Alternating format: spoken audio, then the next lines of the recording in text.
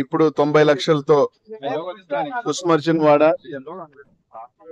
నజీర్ తోటకు సంబంధించి మొత్తం డ్రైన్స్, అక్కడక్కడ రోడ్స్, ఇది కాక ఇంకొక 50 లక్షలు కుస్మర్చన్ వాడకు సంబంధించి డ్రైన్స్.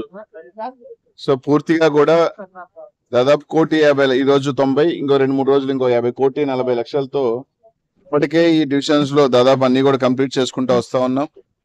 1,40,00,000తో ఇంకొక వారం రోజుల్లో ఈ పనులన్నీ కూడా స్టార్ట్ అవుతాయి. ఇది కాకుండా కూడా రంగరాయ నగర్ కి సంబంధించి నూతనంగా ఏదైతే రంగరాయ నగర్ అనుకున్నాం అక్కడ డ్రైన్స్ ఇవి కూడా తొందరలో ఆ పనులు కూడా ప్రారంభించుకుంటాం. ఇది కాకుండా ఇంకా కొత్తగా డెవలప్ అయిన ఈ ప్రాంతాలకు సంబంధించి డ్రైన్స్ ఏవే పెండింగ్ ఉన్నాయో అవి కూడా పిలవటం జరుగుతుంది. సో ఎక్కడికెక్కడికి రోజు డెవలప్మెంట్ చేసుకుంటూ ముందుకు వెళ్తా ఉన్నాం.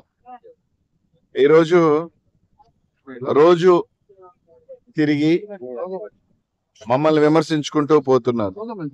సరే మంచిదే, కానీ ఒక 2-3 రోజుల నుంచి మీరు గమనిస్తే ఒక విచిత్రమైన వాతావరణం ఉంది నెల్లూరు నగరంలో. నారాయణ గారేమో ఆయన ఒక పక్క తిరుగుతాడు, ఇంకొక జనసేన అభ్యర్థి ఏమో కొంత తెలుగుదేశం వాళ్ళని వేసుకొని నేనే అభ్యర్థి అని తిరుగుతున్నాడు. ఎందుకు ఎవరు స్వామి అభ్యర్థి? కూటమి సరే మీరు చెప్పొచ్చు, మా కూటమిలో ఎవరు పోటీ చేసినా అభ్యర్థి అని చెప్పొచ్చు, తప్పులేదు. నారాయణ గారు పోటీ చేస్తారా, లేకపోతే మనుక్రాంతి రెడ్డి పోటీ చేస్తారా, మీ కూటమిలో సంబంధించి ఎవరైనా పోటీ చేసుకుంటే అభ్యంతరలే. కానీ ఈ రోజుటికి కూడా ఎవరు అభ్యర్థో తెలియని పరిస్థితుల్లో మీరున్నారు. సరే వాస్తవానికి పాప మా మనుక్రాంతి రెడ్డి కష్టపడటంలో తానికేదో పవన్ కళ్యాణ్ గారి టికెట్ ఆయన కష్టపడుతున్నారు, కానీ ఆయనకన్నా అన్ని రకాలుగా బలవంతుడైన నారాయణ గారు కాబట్టి ఆయన తాయిలము కొన్ని రకరకాల దాదాపు పెద్ద ఎత్తున కోట్ల రూపాయల చేతులు మారిని ఈ అధినాయకుడికి ఏదైతే ప్యాకేజ్ అందిందని కూడా ఒక విశ్వసనీయ సమాచారం ప్రకారం ఒక నిర్ణయం జరుగుతుంది. ఏదో 25-30 కోట్ల రూపాయలు ఆయనకి ఇచ్చేస్తే ఎట్ట ఇది వదిలేసుకుంటాడు అని కూడా జరుగుతూ ఉంది.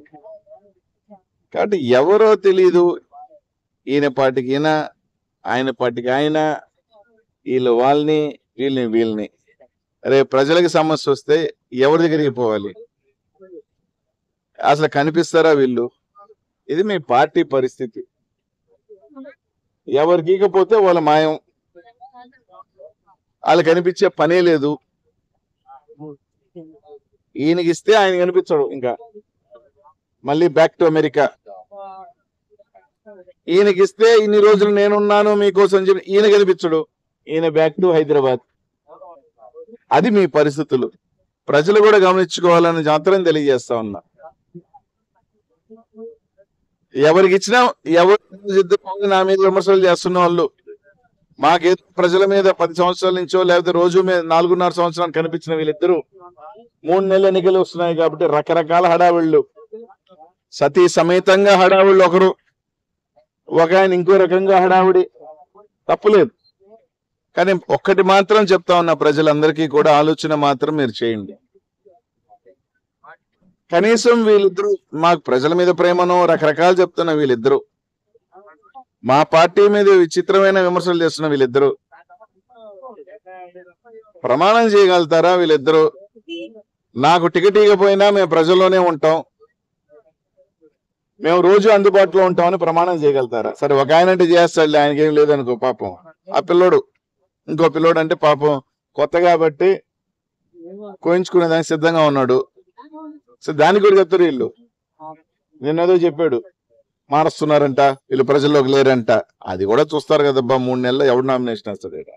సరే మీ దాంట్లో కూడా ఎవరో ఒకరే వేస్తారు అనుకోండి, ఇద్దరులో వేసిన సెకండ్ డే ఇంకొక ఆయన ఉన్నాడు టౌన్ లో నుంచి గాయబ్ పరార్.